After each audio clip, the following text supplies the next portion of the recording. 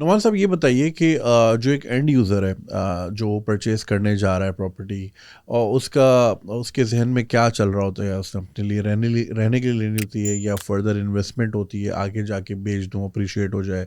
या फिर वो रेंटल इनकम चाह रहा होता है। आपकी नज़र में क्या ट्रेंड चल रहा है या उनके जहनों में आपने जितना रीड किया है क्लाइंट्स को और कस्टमर्स को, आपकी क्या असेसमेंट है? इसमें ऐसे है कि जो हमने क्लाइंट को रीड किया है,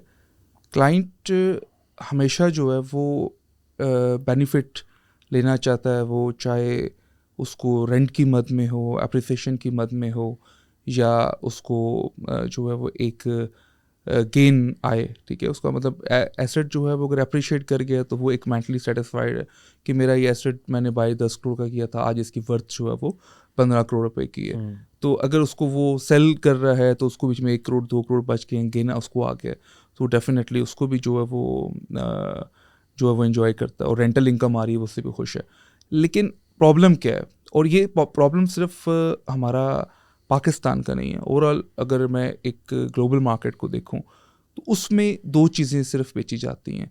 एक है लालच और दूसरा खौफ। कि हम ओवरऑल अगर देखें तो हर प्रोडक्ट के अंदर एक हम लोग उसको लालच देते हैं कि ये चीज़ आप लोगे तो ये बेनिफिट्स होंगे, और या हम उसको एक खौफ दिखाते हैं। तो या उसके अंदर कोई उसको दिखा नहीं भी रहा, वो खुद से जब चीज़ें जाता है वो एक डर कर एक बहुत अच्छी अपॉर्चुनिटी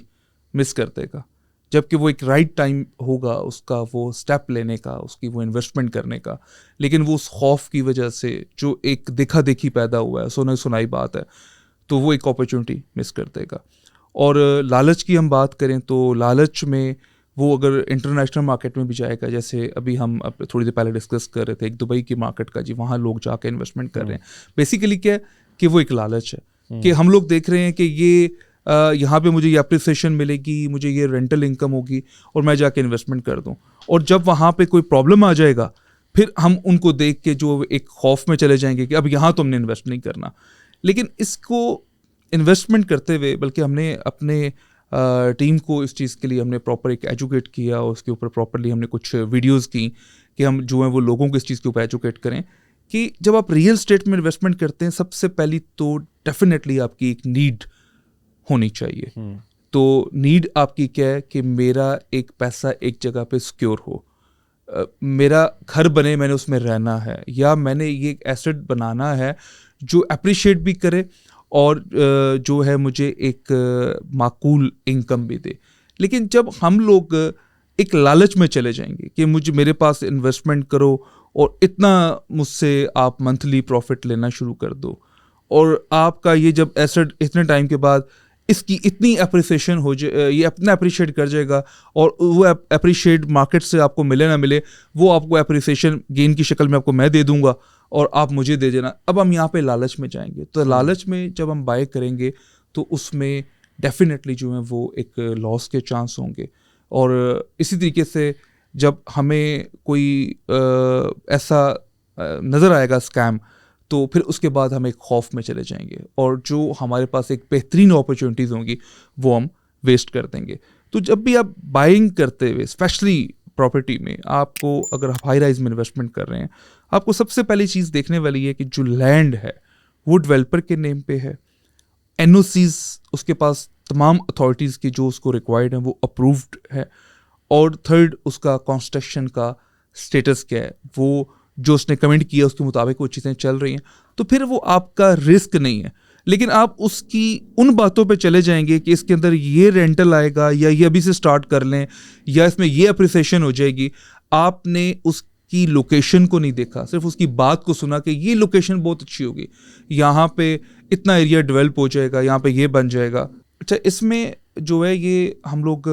देख रहे हैं कि जो लैंड है वो एक डेवलपर के जो है नेम पे है, और उसके तमाम एनओसीज हैं, और जो कंस्ट्रक्शन है उसकी वो प्रॉपर उस प्रोजेक्ट की चल रही है,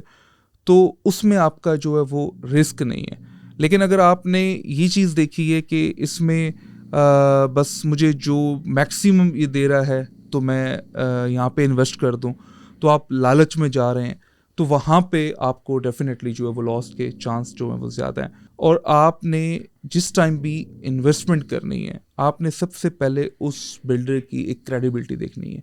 कि क्या वो और बिजनेसेस कर रहा है, और इस डेवलपमेंट की साइड के ऊपर वो जो डिपेंड कर रहा है, क्या वो पब्लिक मनी पे कर रहा है,